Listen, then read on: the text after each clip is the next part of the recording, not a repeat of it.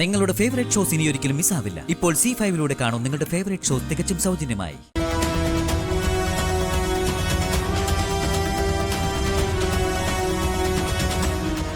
എന്തു പറ്റി ഏട്ടത്തി? മീനാക്ഷി കണ്ടു സാവിത്രി? ഇല്ല, ഞാനും അവളെ തിരക്കി വന്നതാ. കാർത്തിയുടെ ഒരു വിവരമില്ല. എന്നാ അവളോട് ചോദിക്കാന്ന് കരുതി. അല്ല, മീനാക്ഷി എവിടെ പോയി? അതാ ഞാനും ആലോചിക്കുന്നത്. ചിലപ്പോ താഴെ ഏതെങ്കിലും മുറി കാണും. വാ നമുക്ക് നോക്കാം. മീനാക്ഷി, മീനാക്ഷി,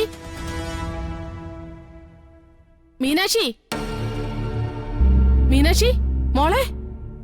എന്താ മാലതി മീനാക്ഷിയെ കണ്ടോ? സന്ധ്യക്ക് കണ്ടതാ. നന്ദിനി എടുത്തിട്ട് സംസാരിക്കുന്ന കണ്ടു.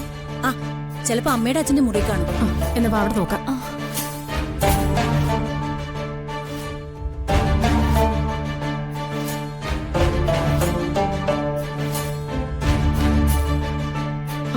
അമ്മേ, അമ്മേ, മീനാക്ഷിയെ കണ്ടോ?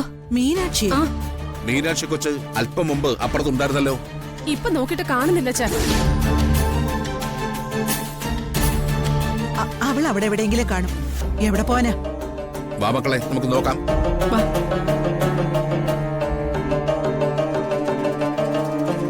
ദൈവമേ, എന്റെ കുഞ്ഞ് എങ്ങോട്ട് പോയി?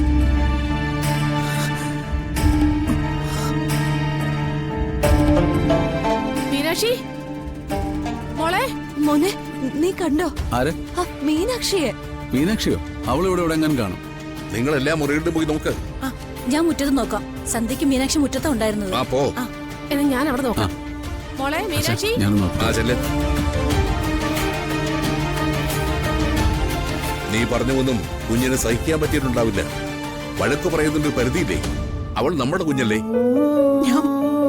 ഞാൻ മനസ്സിൽ തട്ടിയൊന്നും പറഞ്ഞതല്ല. അതറിയാം. പക്ഷെ നീയോ ഞാനോ എന്തെങ്കിലും പറഞ്ഞാൽ അവൾക്കത് വല്ലാതെ ഫീൽ ചെയ്യും. മക്കളോട് സ്നേഹമുണ്ടെന്നുള്ളത് സത്യം തന്നെ. പക്ഷേ കൊച്ചുമക്കളോടാവുമ്പോ അവരോടത് 1000 ഇരട്ടിയാ.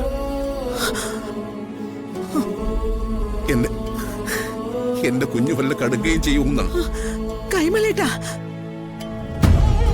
വെറുതെ ആണെങ്കിലും അങ്ങനെയൊന്നും പറയല്ല. ഞാൻ ഹൃദയം പൊട്ടി മരിച്ചു പോവും.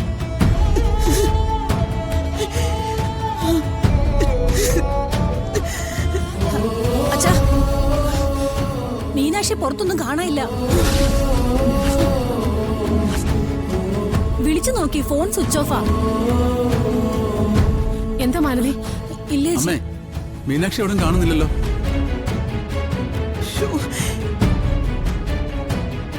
മീനാക്ഷി ഇതെവിടെ പോയി? അതെങ്ങനെ? ചിലര് കരഞ്ഞ് ശപിക്കല്ലായിരുന്നു അവളെ.